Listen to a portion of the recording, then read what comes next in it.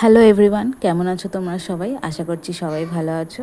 তো তোমাদের আগের ভিডিওতে দেখিয়েছিলাম আমাদের মন্দির দর্শন হয়ে গেছে, রাধা মাধবের দর্শনও খুব ভালোভাবে হয়েছে। এবার আমরা চলে যাচ্ছি প্রসাদামে। তো প্রথমে তোমাদেরকে বলেছি যে গীতা ভবন থেকে আমরা প্রসাদ পাবো। তো ওই গীতা ভবনের দিকেই আমরা এগিয়ে যাচ্ছি। ওই যে দূরে গীতা ভবন, গীতা ভবনের সামনেটা সুন্দরভাবে ফুলের বাগান করে সাজানো আছে। দেখো কি সুন্দরভাবে সাজানো এবং খুবই স্নিগ্ধ ও মনোরম পরিবেশ। এটা হচ্ছে প্রসাদাম, যেখানে প্রসাদ পেয়েছিলাম আমরা। তো প্রসাদ পাওয়ার পর বাইরে এসে একটা গ্রুপি তুলেছিলাম। তো তোমরা যদি বার্থডে বয়কে খুঁজে পাও অবশ্যই আমাকে জানিও কমেন্টে। তো গ্রুপি তোলার পরে আমরা চলে গেছিলাম গোশালয়তে তোমরা পায়ে হেঁটেও যেতে পারো।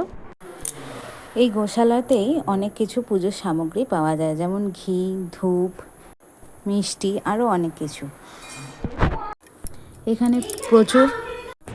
এখানে প্রচুর গোমাতারা আছেন। সব থেকে আমার ভালো লেগেছিল এদের শিংগুলো। এত বড় বড় শিং আমি আগে কখনোই দেখিনি। আর যখনই আমি এদের সামনে যাচ্ছিলাম ছবি তুলতে, তো প্রত্যেকেই খুব ভালো পোজ দিয়েছিল আমাকে। তো দেখে নাও তোমরা ছবিগুলো। তো যাই হোক, আমরা গোশালা থেকে ফিরে এসে গিয়েছিলাম প্রভুপাদের পুষ্প সমাধির কাছে। পুষ্প সমাধির সামনে আছে একটা বড় ঝিল, যেখানে রাধা মাধবকে নৌকা বিহার করানো হয়। ভিডিওটা এডিট করতে করতে বারবার আমার মনটা যেন সেখানেই টেনে নিয়ে যাচ্ছিল। এই পুষ্প সমাধির সামনে অনেক রকমের প্রসাদ পাওয়া যাচ্ছে। এখান থেকে প্রসাদ সংগ্রহ করে বাড়িতে নিয়ে আসতে পারো তোমরা। প্রভুপাদের এই পুষ্প সমাধির ভেতরে ঢুকতে গেলে কোনো টিকিট কাটতে লাগে না, তবে এর মাথায় মানে এর চূড়াটায় উঠতে গেলে সেখানে টিকিট কেটে যেতে হয়। প্রভুপাদের এই সমাধিটাও খুবই সুন্দর। ভেতরটায় ঢুকলে বোঝা যায় যে কতটা সুন্দরভাবে গঠিত এই মন্দির।